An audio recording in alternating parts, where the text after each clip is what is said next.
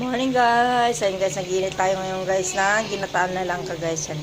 Ginataan ko ito kahapon guys. Pinapatuyo lang natin ng konti guys.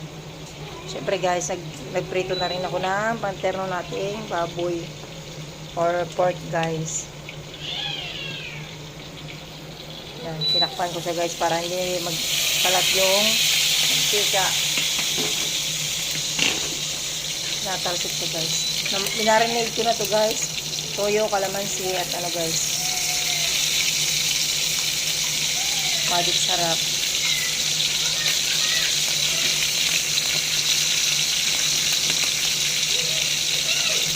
Dito ko.